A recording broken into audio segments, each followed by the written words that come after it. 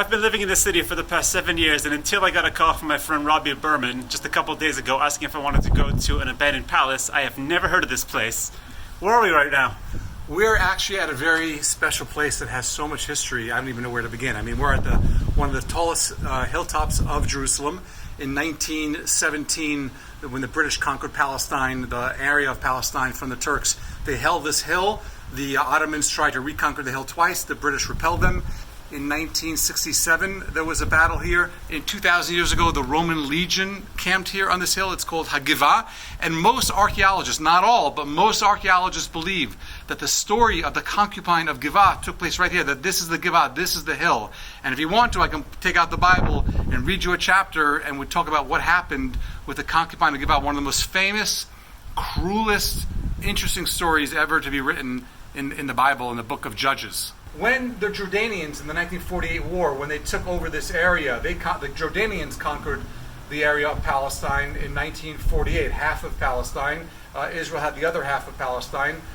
When they took it over, this is an incredible viewpoint where you can see Jordan, you can see all of Jerusalem, you can see the valleys, the hills. So King Hussein wanted to build his palace here in the 1960s. He began to build this magnificent structure with incredible vistas for 360 degrees. And then the Six-Day War came in 67, and Israel, there was a tank battle here. Two Israeli tanks got hit. I think 2 Israeli soldiers died. About a dozen Jordanian soldiers died. And Israel conquered this land. Israel has this land. So this structure was the palace that King Hussein was building for himself. He never built it. It was never built upon. And for political reasons, Israel doesn't want to anger Jordan, so they haven't rebuilt this land. But the structure of this palace still stands. And it's even though it's just a shell of concrete, it's a pretty amazing structure. And the vistas are just breathtaking. In the book of Judges, in the 19th chapter of the book of Judges, this is the Iron Age, like 3,000 years ago, there was a famous story that happened here called the concubine Pilegesh Hagivah. So it says, in those days there was no king in Israel. Israel didn't have a king. The tribe of Israel never appointed a king. And there was a Levite, a man from the tribe of Levi, residing at the other end of the hill country of Ephraim. Ephraim's to the north. This is Binyamin, the tribe of Binyamin. And then there's Judah. Jerusalem is in Judah. And he took himself a concubine from Bethlehem. A concubine is like, I guess, a sex worker or someone to... Well, you get the idea. Anyway, his concubine left him and went back to her father's house in Bethlehem and was there for 4 months. And this Levite got a little bit upset, so he went back to Bethlehem to try to get back his concubine.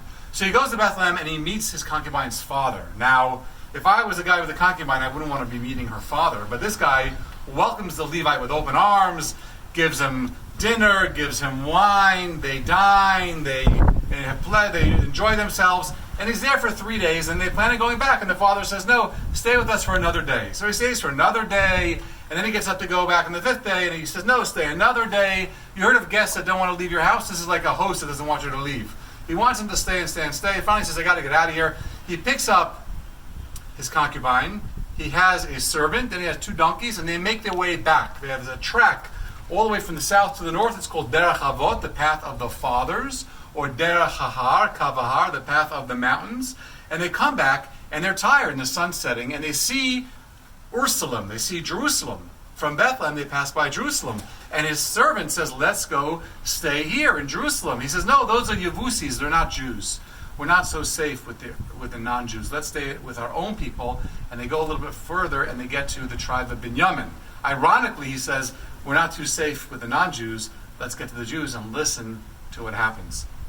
They get to the town square, the sun sets, and no one invites them in. So an old man who happens also to be from Ephraim, where they live, which is a tribe north of here, a Jewish tribe north of here, the old man says, what are you doing outside at night? It's kind of dangerous. He said, come inside my place, I'll host you.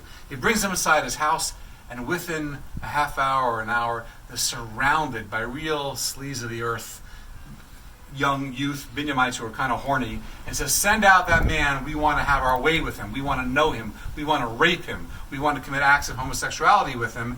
And he says, no, don't do that, take my daughter. And they say, oh, we don't want your daughter, we want the guy. He goes, well, take my daughter and take his concubine. And they say, no, we want the guy. So finally, the old man throws the concubine, or the Levite throws his concubine out into the street. They have their way with the concubine all night long. All of this hoi polloi, all of these sleazebags, they rape the concubine over and over and over again. And by sunrise, he opens the door, and the concubine is laying at his doorstep.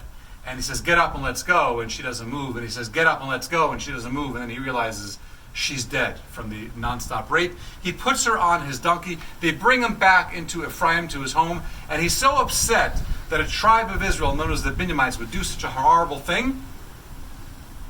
He cuts up her body into 12 pieces and sends them as packages and messages to all the 12 tribes throughout Israel and says, "This is what our country has become with no king. We have to have a king."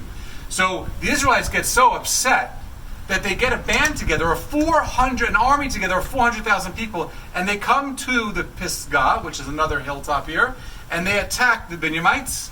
They try the first time and they don't succeed, even though the Binyamites only have an army of 25,000. And they push off the army of 400,000. They fail once, they fail twice, but the third time they manage to almost eradicate all the Binyamites. They kill the whole tribe of Binyamin except for 600 men. The tribes of Israel lost about 45,000 soldiers, it says in the Bible, and the Binyamites lost 25,000 men, which is practically their whole tribe. 600 are left, and they realize, you know what, we kind of screwed ourselves because we're supposed to have 12 tribes. We are the Jewish people here, so we need to somehow make sure they do have people. So what they did was they killed another tribe, I think a non-Jewish tribe, and took 400 of their women and gave them to the 600 Binyamites. They were short 200. So on this holiday where the Jews and the women go out to the field on Tu B'Av, the holiday of love, they let the Binyamites go ravage other Jewish women. So the 600 Binyamites were able to repopulate themselves. Anyway, this is the story called the concubine of the Givah. This is the Givah. We're on the hill. Givah means hill. We're on the hill. Not all, but most archaeologists believe that this indeed is the hill where this story happened. And what happened as a result of this story? They appointed a king, King Saul, the first king of Israel. Ironically, he was from the tribe of Binyamin, the same people that they killed. And he built his castle, ironically, where? On this Giv'ah. And most archaeologists agree that this is where the first castle of the first king, Saul of Israel, from the tribe of Binyamin, was built. So this is a lot of history. I do want to mention, and I thank Lee for reminding me, there is a parallel story with the story of Lot. When I don't want to get into the details of the story, but basically he's also hosting guests, and the people come around and say, "Give us your guests, we want to rape them," again homosexual acts, and he tries to protect them, and he says, "No, take my daughters instead," or his daughters.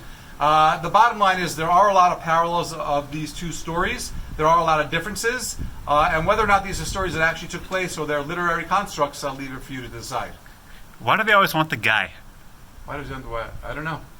It's like the first thing they say, I want your male guest. Right. I guess in those days that was the party, the way to go. That was the real partying. Women were easy to come by. You could just have concubines.